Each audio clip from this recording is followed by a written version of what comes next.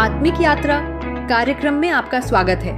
आइए हम पास्टर प्रेमाशीष सतमन द्वारा लिखित आज के भक्ति लेख पर चर्चा करें।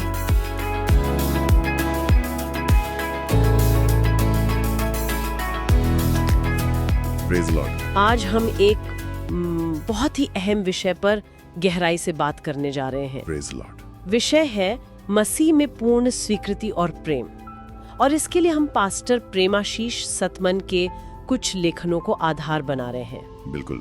ये लेखन हमें परमेश्वर के प्रेम और उनकी स्वीकृति की सच्चाई की ओर ले जाते हैं। हाँ, और जो खास बात है वो ये कि ये स्वीकृति हमारे कामों पर नहीं टिकी है। नहीं, बिल्कुल नहीं। ये पूरी तरह से यीशु मसीह के बलिदान पर, उनके काम पर आधारित है। और देखिए, हमारा लक्ष्य आज यही समझना है, क्योंकि अक्सर हम सबके मन में ये सवाल कहीं ना कहीं उठता है ना? हाँ, जरूर। क्या परमेश्वर सचमुच मुझसे खुश हैं? क्या मैं काफी हूं उनके लिए? स्रोत हमें एक पुराने गीत की भी याद दिलाता है, शायद कुछ लोगों ने सुना हो। क्या वो संतुष्ट हैं? मुझसे संतुष्ट हैं। हाँ, वो गीत। और उसे गाते हुए भी वो लिखते हैं, अक्सर एक कमी सी लगती थी, जैसे कुछ और करना बाकी है। और यहीं पर पास्टर सतमन का लेखन एक बहुत ही दिलचस्प मोड़ लेता है। वो इस सवाल को पलट देते हैं। अच्छा, कैसे? वो कहते हैं, देखिए, सवाल ये नहीं है कि क्या हम परमेश्वर से संतुष्ट हैं या अपने आप से संतुष्ट हैं। असल में जो बुनियादी सवाल है वो ये है, क्या परमेश्वर यीशु द्वारा क्रूस पर हमारे लिए किए गए काम से संतुष्ट हैं? ये तो बिल्कुल अलग नजरिया है। तो स्रोत का जवाब क्या है इस पर? स्रोत पूरी मजबूती से कहता है, हाँ, परमेश्वर यीशु के काम से पूरी तरह 100% संतुष्ट है। पूरी तरह से? पूरी तरह से। इसमें कोई शक, कोई सवाल है ही नहीं। ये तो वाकई बहुत राहत देने वाली बात है ना? जैसे यीशु ने क्रूस पर अपने आखिरी पलों में पुकार कर कहा था वो शब्द, पूरा हुआ। हाँ, पूरा हुआ।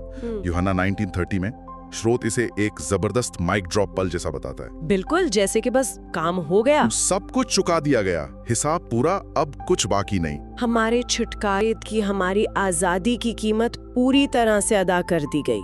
और बात यहीं खत्म नहीं होती है ना? नहीं, ये और भी गहरी और खूबसूरत हो जाती है।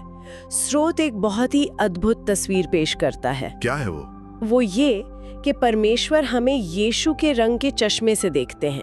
यीशु के रंग के चश्मे से मतलब ये कि क्योंकि यीशु सिद्ध हैं, पवित्र हैं, निर्दोष हैं, तो परमेश्वर हमें भी उन्हीं की धार्मिकता में लिपटावा देखते हैं। अच्छा। हमारी कमियां, हमारे पाप, वो सब यीशु के लहू से मानो ढक जाते हैं, धुल जाते हैं। तो इसका मतलब है कि यीशु वो पुल बन जाते हैं हमारे और परमेश्वर के बीच? हाँ, बिल्कुल सही। वो हमारी अपूर्णता और परमेश्वर की सिद्धता के बीच की खाई को पाट देते हैं। उन्हीं के कारण हम परमेश्वर के सामने खड़े होने लायक बनते हैं। और ये समझ, ये सच्चाई हमें एक तरह की ढाल देती है ना? हाँ, बहुत मजबूत ढाल। जैसा कि स्रोत में बताया गया है कि अगर कोई शैतान हो या कोई इंसान हमें ये महसूस कराने की कोशिश करे कि हम काफी अच्छे नहीं हैं, या हमें परमेश्वर का प्यार और स्वीकृति पाने के लिए और ज्यादा मेहनत करनी होगी और अच्छे काम करने होंगे, तो हमारा जवाब तैयार है।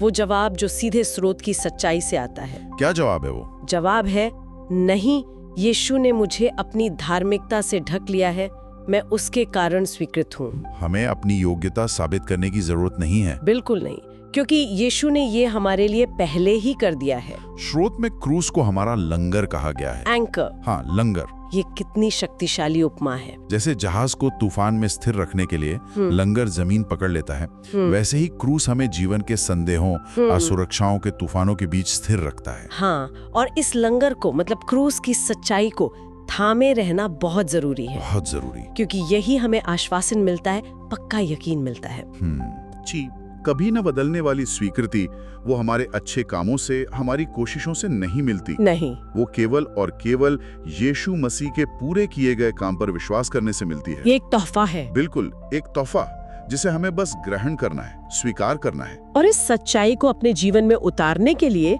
स्रोत में एक प्रार्थना भी दी गई है। हाँ, एक बहुत सुंदर प्रार्थना है जो शायद हमारे सुनने वालों के लिए भी मददगार हो। क्या है वो प्रार्थना? कुछ इस तरह से है, प्रभु यीशु, मैं आपका धन्यवाद करता हूँ कि आपके द्वारा मैं पूरी तरह से स्वीकृत हूँ और पूरी तरह से प्रेम किया गया हूँ। मुझे अपने प्रयासों पर नहीं, बल्कि आपके पूर्ण कार्य में विश्राम करने में मदद करें और इस अटल विश्वास के साथ जीने की शक्ति दें। परमेश्वर के काम में आराम पाना, अपनी कोशिशें छोड़कर उस पर निर्भर होना। हाँ, यही कुंजी है, उस विश्राम में जीना। ये गहरी और जीवन बदलने वाली समझ हमें पास्टर प्रेमाशीष सतमन के लेखनों से मिली है। हम उनके आभारी हैं। बिल्कुल। और जाते जाते शायद हमारे सुनने वालों के लिए सोचने के लिए एक विचार छोड़ जाएं। हाँ जरूर। जरा सोचिए, अगर हम सचमुच इस सच्चाई में जीना शुरू कर दें कि हम परमेश्वर द्वारा मसीह में पूरी तरह स्वीकृत और प्रेम किए गए हैं, तो हमारे रोजमर्रा के डर कैसे बदल सकते हैं? हमारी चिंताएं, हमारी असुरक्षाएं, उन पर क्या असर पड़ेगा? हमारे रिश्तों पर, हमारे फैसलों पर? हाँ, और खुद के बारे में हमारी सोच पर इसका क्या असर होगा? आमीन, इस पर जरूर सोचना चाहिए। आज आत्मिक यात्रा कार्यक्रम को सुनने के लिए धन्यवाद, जहां हम हर दिन परमेश्वर के वचन पर चर्चा करते हैं। अगर आज का कार्यक्रम आपके लिए आशीषकारी रहा हो, तो इसे अपने परिवार और मित्रों के व्हाट्सएप ग्रुप में जरूर साझा करें। कल फिर मिलेंगे। धन्यवाद।